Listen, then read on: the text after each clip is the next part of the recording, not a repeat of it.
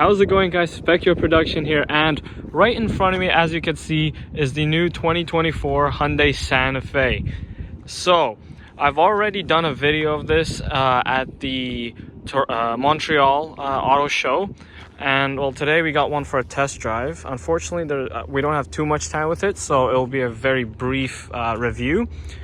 But yeah, let's start off with the looks.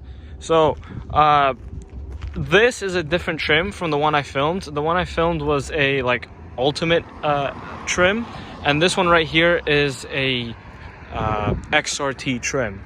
So you can see already it's got smaller wheels with more off-roady style tires, which gives it a really off-roady look, which I think really does suit this car, because this car kind of looks like a Land Rover Defender. And yeah, no, I find it looks really good, and the color too suits it a lot, because it kind of has like a black contrast and stuff like that. So right here you could see this is the XRT trim, so you get that really cool looking XRT badge. And I'll show you guys the wheels in a second. You also have this thing right here, which I showed before. This is actually a little grab handle that you're supposed to push in. I don't know why it's not doing that on this one, or maybe you have to activate it or somehow, I don't know. But yeah, you can push this panel in, and you would have like a little handle that you can grab onto, step on the wheel, and you can access your roof. Another thing I would like to say are these roof rails, which look really useful, because you've got a pretty useful sort of mounting sort of access. So if you were to put something on your roof, you would be able to tie it down without having to use the go through the interior and tie it down. So you could tie it down through these spaces right here, which is really useful, and I think a lot of other cars should do that, especially SUVs. You got this little side panel thing that says Santa Fe on it, which it gives it a bit of a look. It's not too out of the way and not in the way. So yeah, front styling, I really do like the front styling. Of course, you got these DRL and turn signal lights, which light up the whole thing, so it's like a big H, which looks really cool. You also got this other DRL light which runs across the whole grille, gives it also a really nice look. And you got a lot of other cool styling designs with these squares and stuff. The real intake right here you could see, as well as the grille down here, and this is just kind of like the show part. One thing I do like about this is how square it is. Oh, it just locked itself because, oh, and power folding mirrors. Did not know it had that. So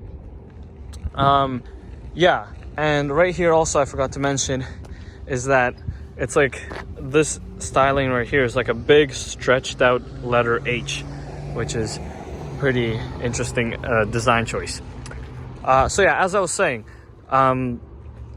you could see it's a very square SUV, and I realized that a lot of automakers are now going back to this traditional square style. Now the only thing is of course the safety, because if you hit a pedestrian, there's a lot of safety concerns about that. But looks wise, it looks amazing, and I think that's how automakers should be doing them. Going back to the rear, of course, you have this controversial taillight design, which to a certain extent I agree with, but at the same time it gives it some sort of uniqueness, I find. You could see right here, I think this is a reflector, so it just stretches out like that on the side. And you also got the tail lights here, and you got a little letter H, which also lights up like that. And you also have big Santa Fe lettering on the back as well, so you know what it is. Yeah, now back to the wheels. You can see you got some grippy off-road style wheels. So one thing I couldn't do in the Montreal Auto Show was open the interior because it was a pre-production model, so I guess they just kept the doors locked. I don't know why. But anyways, so right here's the key. You could see the new Hyundai style key, and I mean, it's pretty light. It doesn't have too much weight to it, but it's not too bad either. So yeah, and it's shaped like the Hyundai logo and with the buttons and stuff, which looks pretty cool. Yeah, so let's get in. And you could see it has so it senses that the key is nearby, so power folding mirrors go out. Let's open it here. And yeah, so quick overview of the interior. You got pretty nice styling for the door cards. Really solid door handle, looks really cool with this aluminum styling. You got the infotainment screen right here, the one large screen. Now, of course, it's split in the middle, so you got the speedometer here and you got the infotainment screen here. I did notice this speaker thing on the side, which I think might be the microphone, because by the looks of it, well, there might be one up there as well. Anyways, so steering wheel, this is the probably even more controversial part, because it straight up looks like a Land Rover steering wheel, which is a pretty interesting design choice or idea by Hyundai. And one thing I did notice was that you could see right here, this little bar, you could see it has like 4 little dots. It's kind of similar to the like 4 little dots that Ioniq has on their vehicles. And yeah, I guess they decided to implement it here. And yeah, you could see there's no Hyundai badge, which makes it look more like a Land Rover. Of course, you got the climate controls here. Now, this is a screen. I think this one's touch screen, but you do have dials for how much the temperature. And I don't think that's actually touchscreen. That's just a screen to display like the temperature inside. You got buttons here. You got different drivetrains. You got the start stop and hill control and parking sensors and all that stuff. You got the cubbies right here, and you got wireless charging. I think these are both wireless chargers, and it's laid out pretty interestingly, because like you could put a lot of things in here, but you can also put your phones here. And like you also have the chargers here, the charging ports, and these are type C charging ports. So you got a pretty cool like little diagram here and all that. 2 cup holders here and a large storage cubby down here, so you could probably place a lot of things here. One thing you might have noticed is that there's no gear lever here. Like usually like in the Palisade you'd have like the buttons here, or like in other cars, but the gear lever is actually behind the steering wheel right here, and it's a pretty big like block. It's almost like the turn shift, the turn signal stalks. So it's like a little stalk here, and press park, you press the button here, and to turn which drive mode, to turn into which gear, you'd have to move it forward like that or back like that. So pretty interesting idea. And yeah, you also got a little sunroof here, and I think on the Ultimate models it's either a dual sunroof or a full panoramic roof, so I'm not entirely sure. You also got a interesting little cubby here, which is pretty thin. Can't place too much in there, but nonetheless it's still a storage bin. You also have another little storage bin in here, storage cubby, but this one is not closed.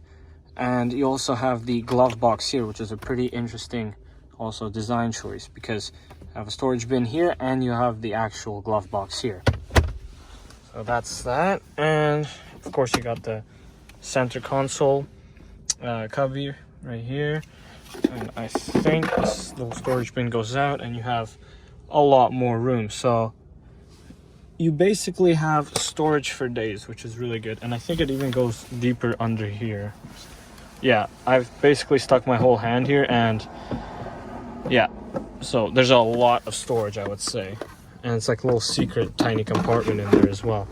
So yeah, that's basically, actually right here, I didn't see this on the seats before, but you could see it says XRT right here. And yeah, so that's it for the front. I'll show you guys the rear. And just to cut time, sort of, we got the rear here. The rear door card's pretty plain and simple, nothing much. 2 cup holders on the side of the door, which is really good. You got storage bin, storage cubby right here, as well as on the other side. You got this little sort of like the headlight design that you have in the front with like little 4 squares and a line right here. Here's the rear as well.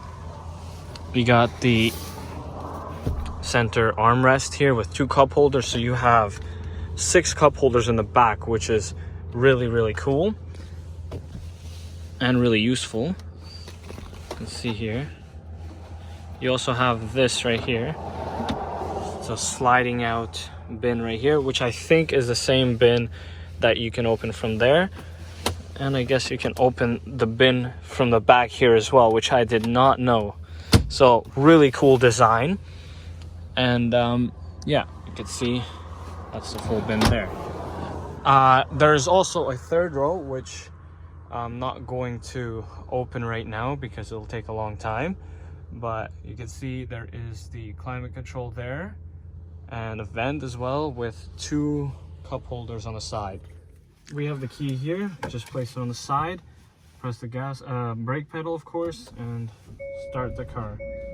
If you guys can see right here, you guys can see the gear select stock, and it actually lights up, so it's like almost like a little screen here.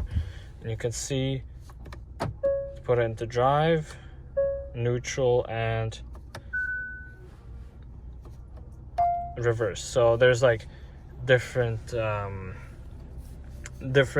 ways to push it. So neutral is once, and then drive is twice. Like you have to turn it harder, and to get into reverse you have to turn it the other way. And park, of course, like I said, just press park. And yeah, here's the reverse camera. You can see, I don't think there's a 360 camera on it, but you only really need the reverse camera. You can see right here, the window is a very interesting shape, because usually the windows are smooth, but this one has like an edge and it just goes straight down. And it's also double paned glass, which makes the car really quiet. So yeah, I was wrong. This is a touchscreen for some of the controls, but you do have physical dials, so at least that's a good thing.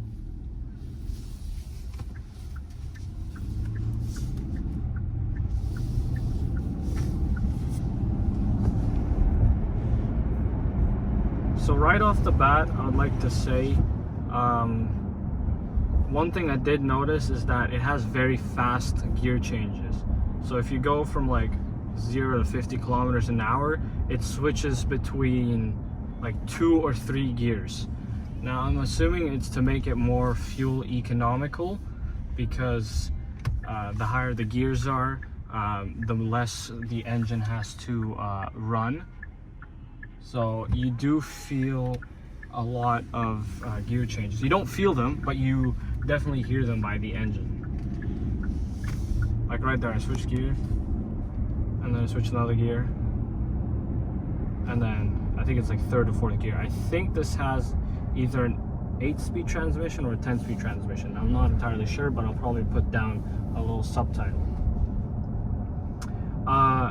And yeah, driving this and turning and everything is overall really smooth, I find. And we're going over some speed bumps. Also very smooth, no rattling, nothing. And it went over the speed bump smoothly. So now give it a bit of gas. So that was 80 right there. And it does have a pretty good pickup. Like I gave it about maybe a quarter to 40% of gas, and it picks up and goes, which is really good in a car, especially if it's not a performance car. Whenever you have to get up to speed or you have to do a very fast overtake, it's important that the car can get up to speed quickly enough.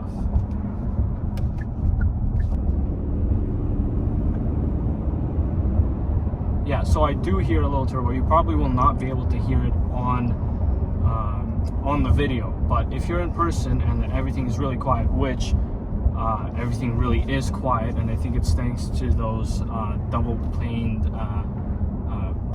glass.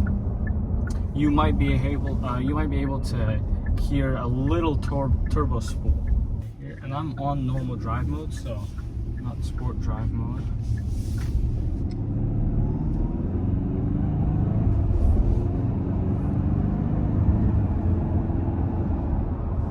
And yeah, it gets up to speed pretty nice and quickly, which is good. So in terms of visibility, as far as I can see, the front is very visible. I can see my hood and I can see where it ends, so it's not extremely big. In terms of blind spots, pretty average for an SUV. Of course, like, it's not like a little hatchback where you have huge windows and stuff and you can see everything around you. But you could still see around. Like, I drive a Hyundai Palisade, and I would say blind spot wise and just visibility wise is very similar.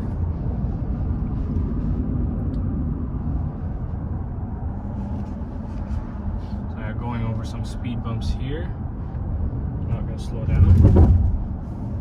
Very nice and smooth. I'm going to pick up the pace here as well. Also, power delivery is very smooth, so if you have it to like 40% gas, probably it will nice and easily go up to speed. Let's take a right here.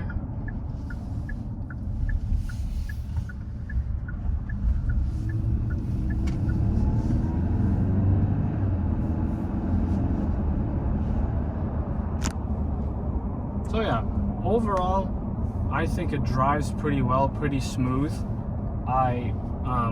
There's not really any faults about how it drives. It drives like a normal car, of course. This is no like performance car or anything. And I think that it's good that it has the ability to get up to speed pretty easily without any like lag or anything like that.